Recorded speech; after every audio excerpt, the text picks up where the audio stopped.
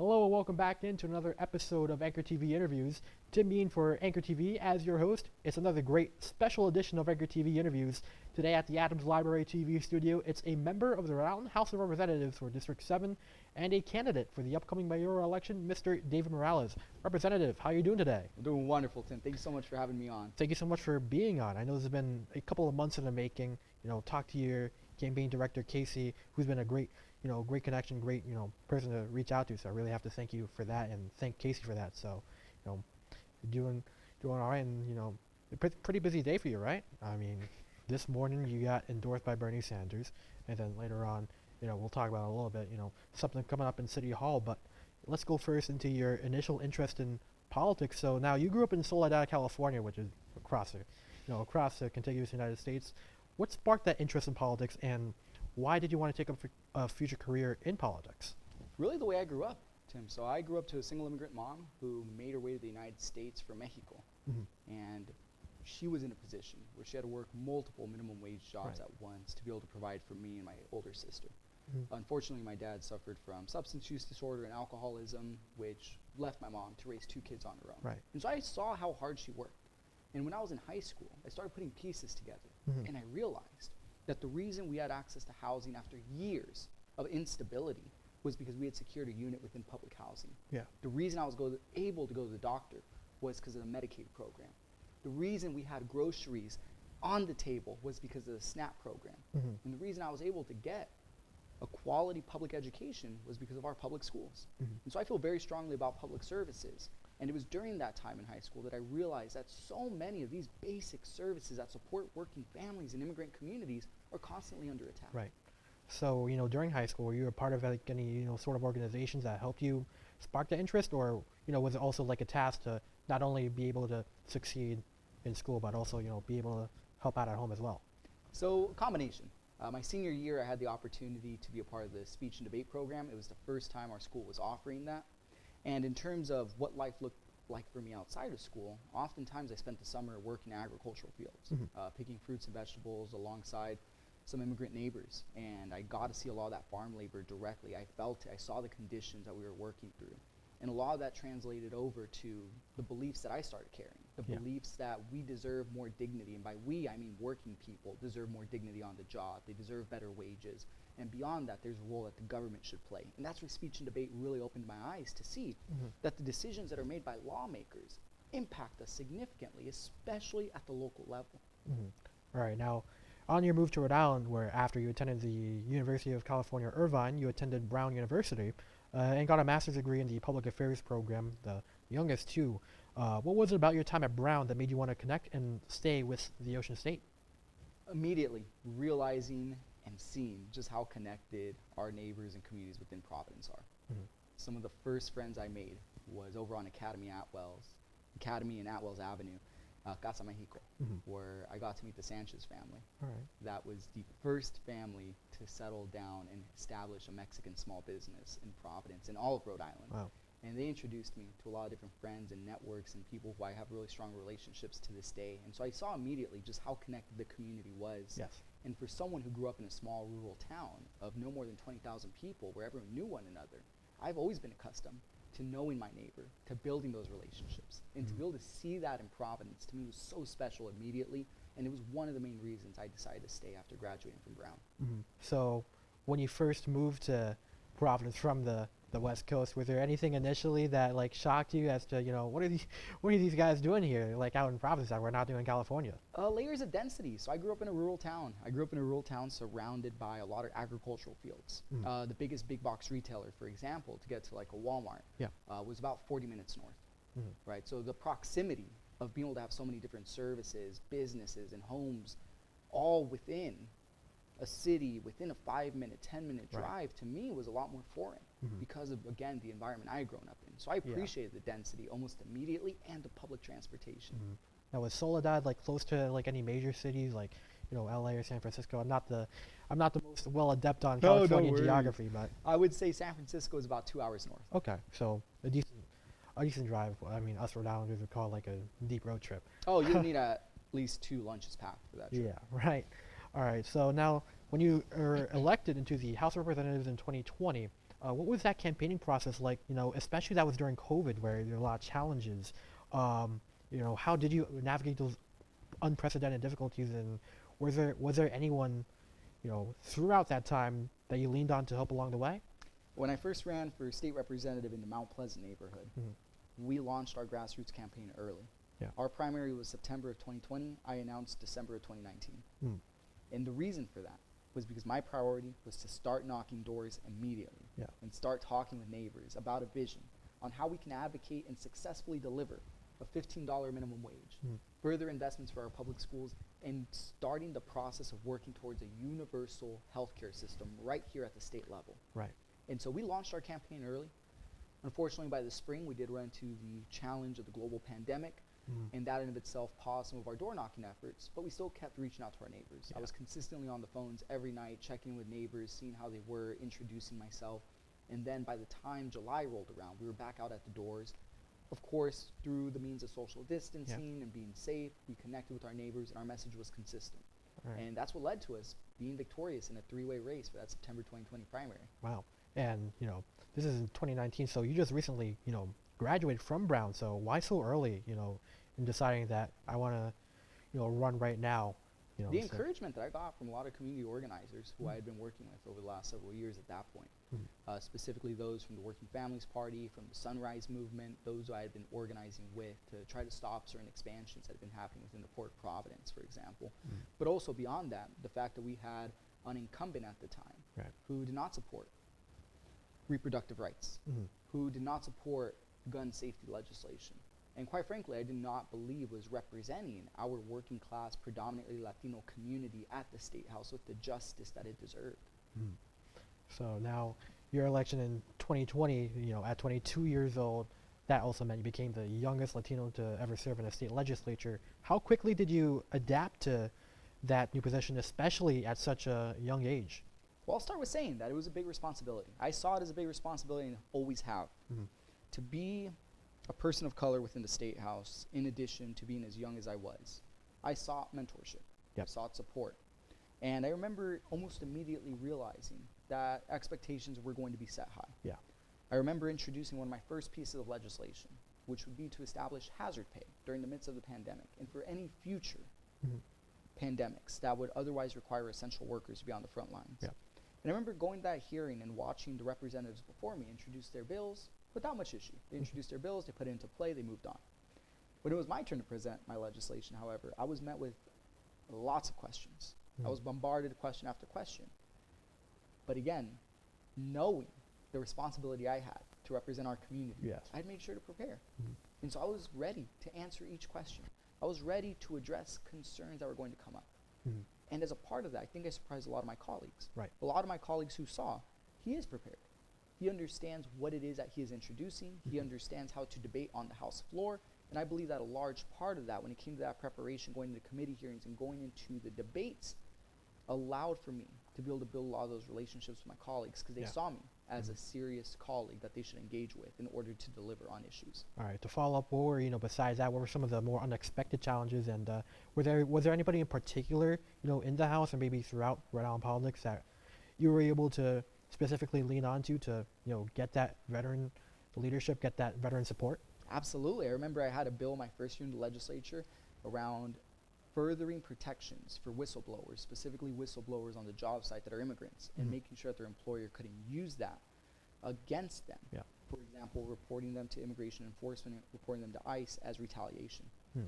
And so when I leaned on heavily in order to help make that a reality, where we now have the strongest whistleblower protection in the country, was Chairwoman Anastasia Williams. Mhm. So Anastasia Williams was one of the first women, not just elected to the legislature and to serve in the early 90s, but women of color.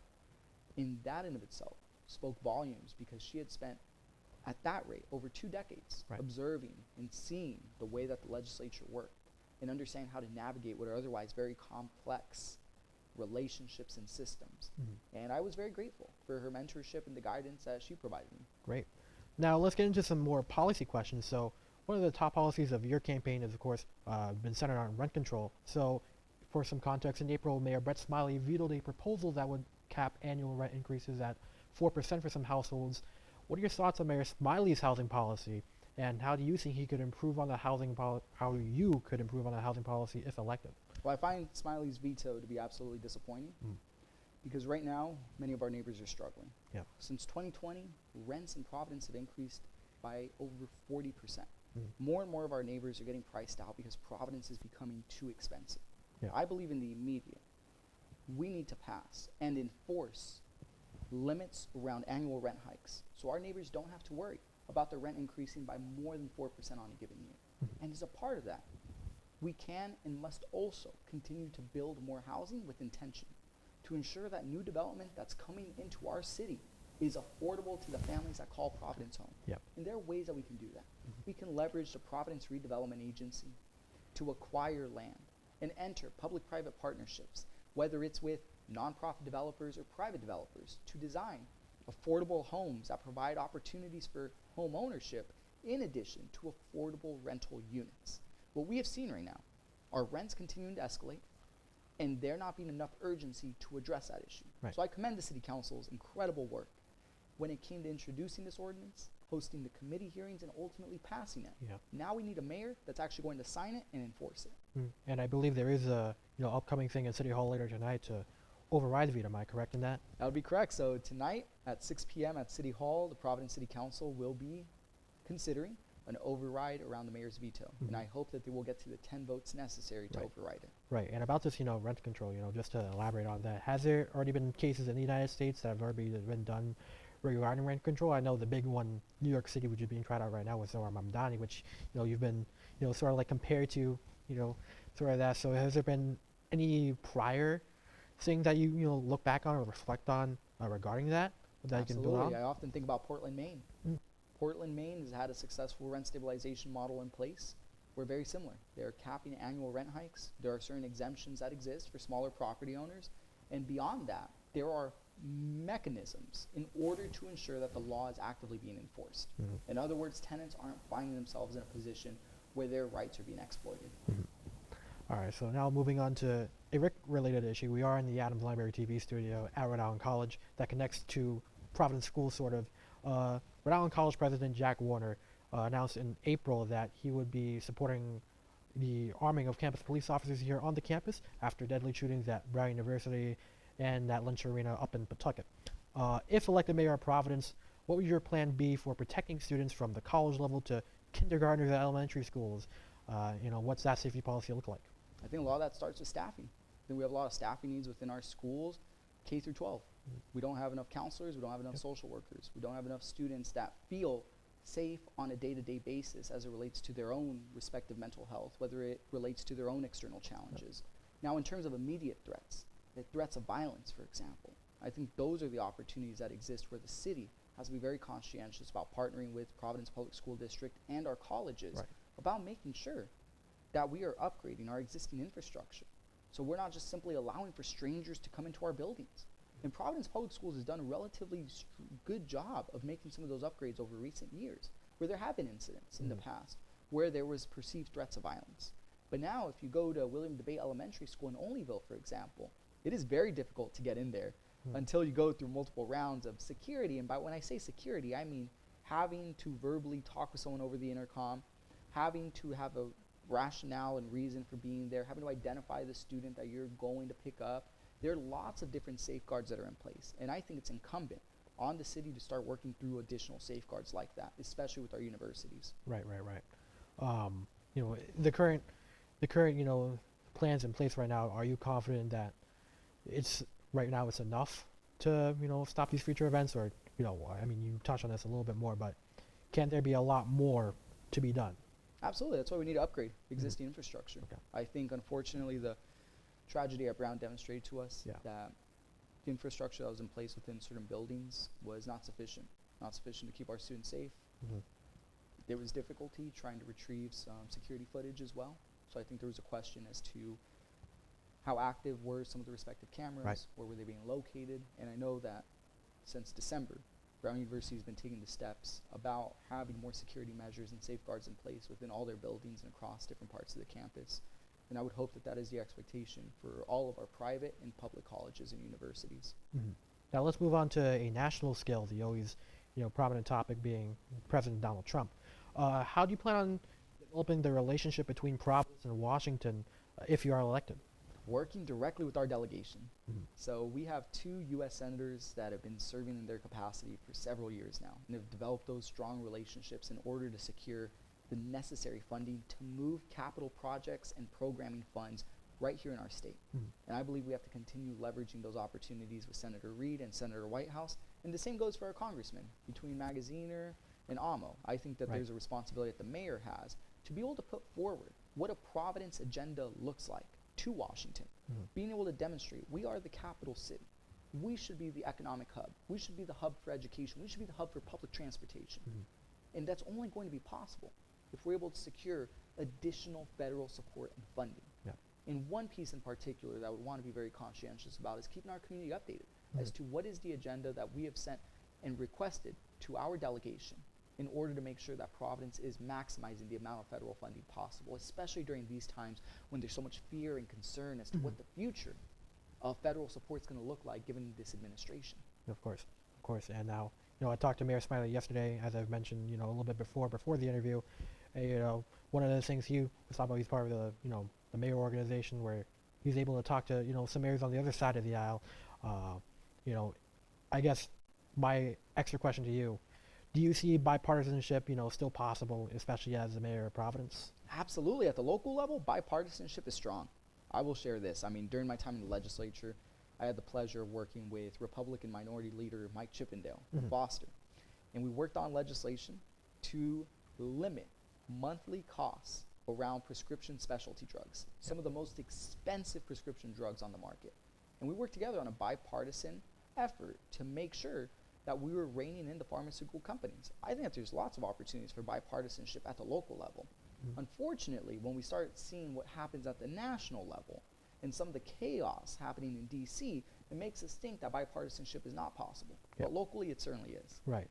And now another follow-up question. Now, more locally, the relationship now. Obviously, you're in the state house.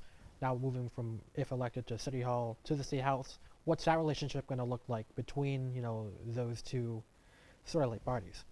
As mayor, we are going to maximize and leverage our Providence delegation between our 15 representatives and our 8 senators to deliver for Providence. Mhm. We're going to make sure that we have a concentrated effort on maximizing how we can reform our education's funding formula so it's further beneficial for school districts like Providence with a high population of special education learners and multilingual learners. We're going to guarantee that we're able to garner state support to be able to address infrastructure challenges, because you look at North Main Street, you look at Smith Street, those are both state-owned roads by the Department of Transportation. Right. There's something to be said around the state infrastructure funds that we're able to allocate, and our legislators are on the front lines, and they are the ones that, if having consistent communication with the mayor's office, we can put together a plan of advocacy to help make it possible. Mhm. How much do you talk to Dan McKee, and how's that working relationship like with him as a state representative? So there are communications that happen between myself and his office.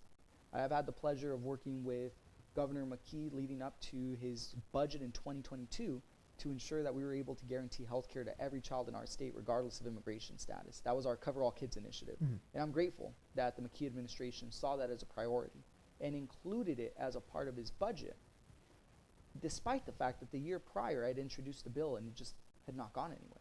But when I had reached out to the governor's office and we were able to put together a working group of pediatricians, of educators, and immigrant communities, they were able to demonstrate to the governor's office why this was a priority. Mhm. Now, make no mistake, there are other challenges within our state that I would like to see more urgency coming from the governor's office. Education, for example. Right. Making sure we get to a point where we are adequately reforming our education funding formula, but unfortunately, year after year, while there have been incremental changes that have been positive, we haven't moved the needle enough. Mhm. All right. So now, while we still have the time, is there anything else that stands out to you now in Providence that you think could be changed to make a city a better and more inviting place to those outside the area? Absolutely, taking care of our immigrant community.